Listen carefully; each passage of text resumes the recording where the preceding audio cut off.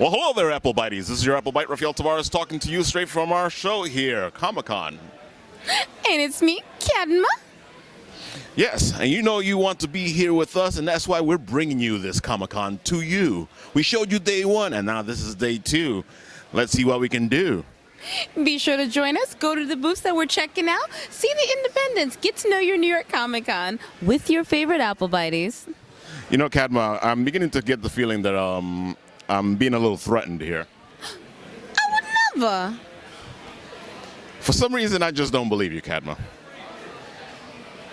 Well, guys, check it out. Have fun. Enjoy it with us, and we'll take it to you. Hey, do you think I'll see B-Man? You think I can tell him how much I love him? I think you will see him, and he'll be inspired by your underwear.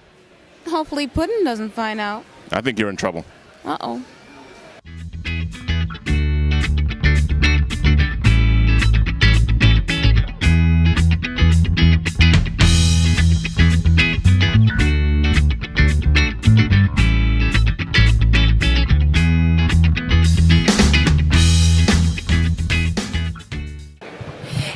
It's Cadma here with Bit and Apple TV, and of course we're still running through on day 2 at the New York Comic Con.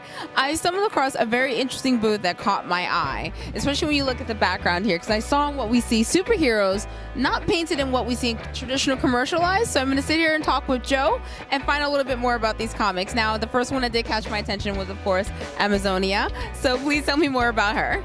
Okay, Amazonia is the actual character, Lisa Masters, is a superhero that is coming back to her hometown after being away for 7 years, dealing with an incident that happened in her last year of high school. The only thing she wants to do is to actually live a normal life. But there's certain things that stops her from doing that. One is the superpowers, and two is the information about her mother's side of the family and her stature. Elisa, as of right now, is 18 foot tall. So she's kind of like a giant living amongst every real life. Right, exactly. And her family heritage on her mother's side is dealing with the Inca version of Amazons from South America. And it's dealing with those guys, dealing with those guys in South America. And she has no idea about that side as of yet. We haven't got that far into the story. But right now we're in like the second story arc for it, dealing with her return back to Angel Falls, Iowa. I like that. I like the fact that we have an actual Amazon built like a real Amazon, because I do see these women in the street sometimes, and I'm usually just like, oh, that's an Amazon. I also like the fact that we have ourselves a black woman, and we also have different cultures kind of stepping in to represent as these superheroes. Now, was there any particular, hero that helped you create this, or was it something you had in particular in mind that you drew from, or is it just really a personal experience? It's a combination of two. I took a little bit from Wonder Woman, well, I wouldn't say current, but the former incarnation of Wonder Woman back in Marston's day. And then recently, if you remember, they did Amazon's Attack. And that was the first time that DC actually came back and revisited that there are more than one type of Amazon. There's not just only Greek culture, there's Amazons across the world from all different cultures. You had African, you had South American, you had Mexican, and you had those nations coming together to converge on the United States during that time.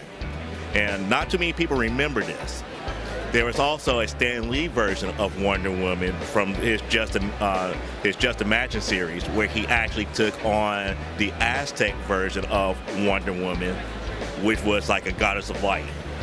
So taking all those things into consideration and doing research into it, it's like the one thing that stood out to me was the Incan mythology behind their Amazons and dealing with them being the guardians of the earth and the fertility of life. So I'm looking at that aspect and applying it not only towards Elisa, but just towards just bringing that aspect out as a whole. That is very, very, very intelligent move to do, because there's a lot about the other cultures that some people just don't realize about, and unless they're actually from that background or familiar with it, they get kind of like lost in the chaos. And there is one thing I can say: Amazons seem to always struggle with wanting to live a regular, normal life, like us little people. Now, the other book that we see here, the American Wrestling Federation and Enigma. So tell me more about American Wrestling Federation. AWF is about a wrestling federation where it's made up of nothing but female wrestlers. Now, here's the cool thing about it. The female wrestlers do not know that they have superpowers because they're amongst themselves most of the time, so they don't realize how strong they really are until something happens outside of them. Furthermore, the federation itself does not know that it's a government organization to train the next generation of superheroes. So it's kind of like a multi-layer puzzle that goes on in the background in the actual AWF series. Now, when we first started, there was a lot of people complaining about there's not enough pro wrestling. So we came out with a sister book called Primetime Saturday Night. Primetime Saturday Night is the actual WWE presentation of the actual wrestling itself. So it starts up just like how you watch WWE Raw or Ring of Honor or TNA Impact. It flows exactly like that, and you actually see the actual pro wrestling aspect of it. Now, Enigma is a series that, not of my creation, is actually of the creation of one of my interior page artists for AWF, Kimberly Mosberry. She created an anti-apocalyptic world that deals with the ideas of politics, satire, and overall control of how people view life in general. To give you a more in-depth aspect of Enigma, the wealthy in this universe pretty much controls everything. Pretty much all the wars that happen, every aspect of life. If you don't fit into that mold of that life that they have set for themselves, they cast you off in what is called the wasteland.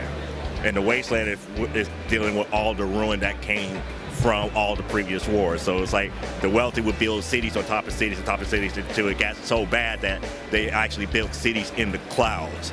They're actually living on top of the atmosphere of another planet. And if you were considered an outcast, you were cast away from that, and you lived in the decimation below that. Sounds like a true story in New York City. I just want to say that. Well, it gets even deeper than that, because the way the story starts off is dealing with two detectives, and they're investigating the murder of a very powerful, wealthy individual. And as they go into their investigation, they find more and more pieces to the puzzle where the wealthy that committed that murder starts turning on them and starts manipulating things where they eventually want to become outcasts, and then they have to deal with everything from there. Wow, these are some very intense stories, and I like the fact that these are all original content. These are not things, no offense to my commercialized. I love you guys. I love you. I do love you. But I love finding out more about these interesting stories. I mean, we got actual WWE content. We got someone fighting like Raw. Women running around kicking butt like we're supposed to. Okay, we have an Amazonia. Then we have Enigma touching on political intelligence satire, which I don't feel like I get enough of. So this is definitely something I feel like you should stop by on. If you're at New York Comic Con, make sure you come by this booth. Check everything out. I'm gonna have the links in the description. And for those who are not here at New York Comic Con, where can they find you? They can find me on the web at xigencstudios.com. And I do all the bigger conventions, so C2E2 Chicago. I'm still trying to get a booth at San Diego, but you probably see me there up under my publisher's badge.